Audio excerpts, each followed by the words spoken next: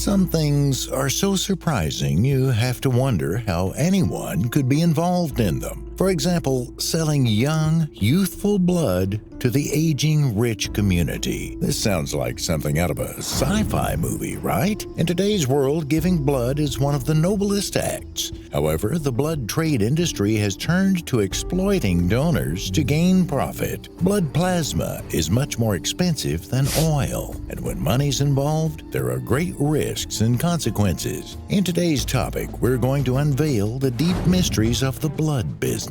Millions of Americans sell their blood plasma every year. It's part of a global, multi-billion-dollar business. In truth, many Americans need the cash. In 2019, plasma companies made around $2.7 billion for Americans' donations. While donors find themselves making $50 per donation, a liter of plasma is worth $200 on the open market. So, if we may ask, why is plasma expensive? Liz Savage, who was a student, shares her experience when she started donating plasma in college. You know, $400 goes a long way when you're a broke student. Now, Liz uses plasma donation money to help out with expenses like buying her kids' clothes. Plasma makes up half of blood volume, and it has many uses. Hospitals use plasma to treat liver failure, burns, and even COVID-19. Furthermore, plasma is used in creating drugs. However, the drugs are found to be quite expensive when a patient wants to buy them. To make medicine that will make money,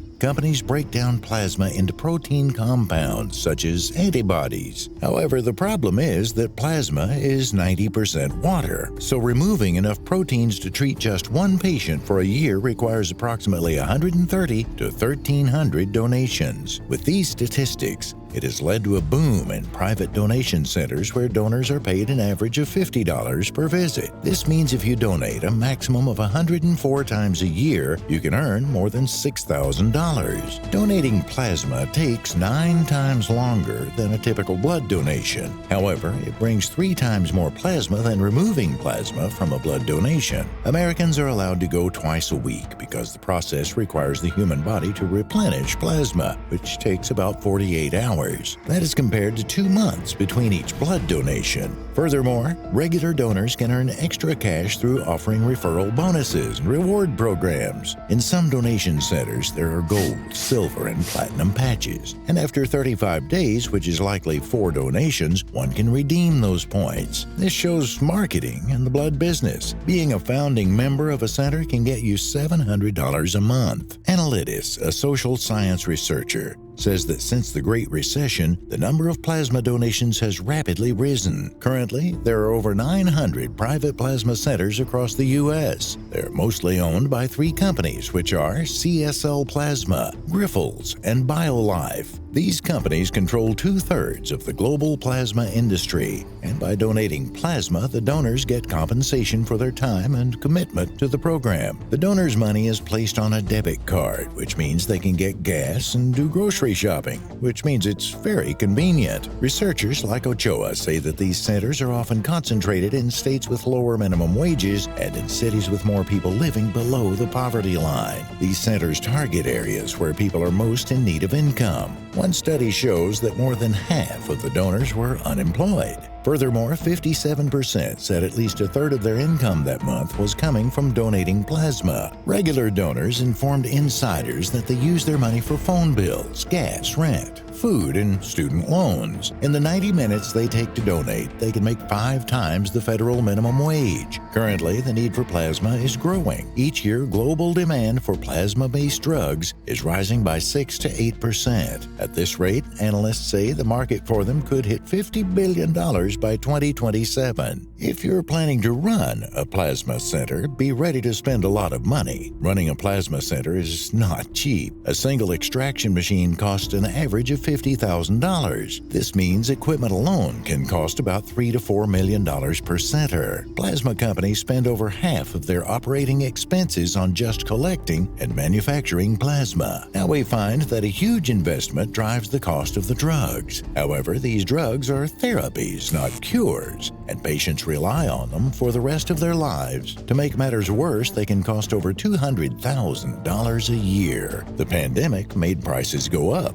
Global plasma collections were down 15% in 2020 because of social distancing, cleaning requirements, and fewer donor visiting centers. There were cases where some private companies were collecting plasma from COVID-19 patients to develop drugs. In the Czech Republic, paid donations were legalized in 2008, and donations increased sevenfold in just 3 years. In Europe, the countries that bring in the most plasma per capita are the ones that pay their donors. In Italy, where donors get paid off work, supplies don't meet demand, whereas in Germany, which allows paid donations, it collects even more plasma than it needs. America has more lenient policies than other countries. This includes those who pay for plasma. Furthermore, the only other place that lets donors give as frequently is Canada, where payment is legal in certain provinces. This is why the U.S. system is so efficient and why some countries prefer to import plasma from America. However, there aren't much on the health effects. Donating 104 times a year is the U.S. legal limit. Some donors complain about veins starting to hurt after so long, and others recommend switching arms back and forth. The more people donate their blood plasma, the lower their protein levels are. On the other side, there is a process known as young blood transfusion. This is where the rich old people are buying young people's blood to maintain their youth and vitality.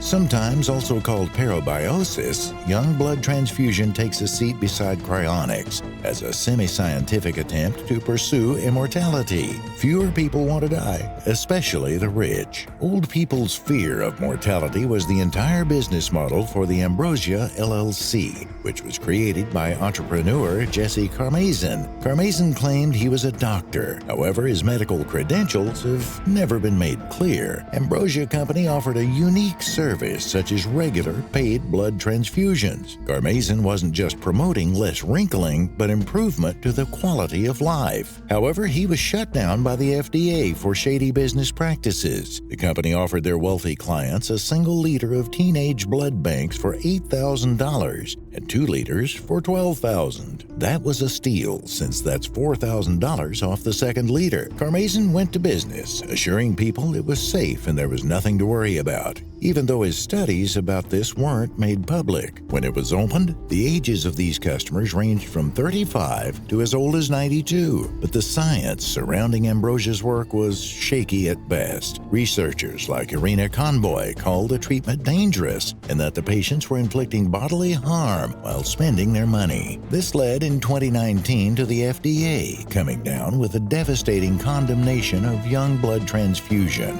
releasing a statement saying there is no proven clinical benefit of infusion of plasma from young donors to cure, mitigate, treat, or prevent these conditions, and these are risks associated with the use of any plasma products. The reported uses of these products should not be assumed to be safe or effective. We strongly discourage consumers from pursuing this therapy outside of clinical trials under an appropriate institutional review board and regulatory oversight. With these statements, Ambrosia was no more. Critics accused companies such as Ambrosia and events held by the South Florida Bone Marrow of taking advantage of the elderly and uninformed people's fear and desperation for profit. However, young blood business practices still happen, with a recent case being tech billionaire Brian Johnson swapping blood with his son Talmadge and his father Richard in 2023. On the other hand, the paid system of blood procurement isn't just unfair to those who sell their blood. The fact that blood is a saleable, profit-making commodity also distorts the way it's used in medical care. This is why plasma-derived products can be enormously expensive. A single infusion of IVIG costs thousands of dollars, and even if less than 1% of the population uses it,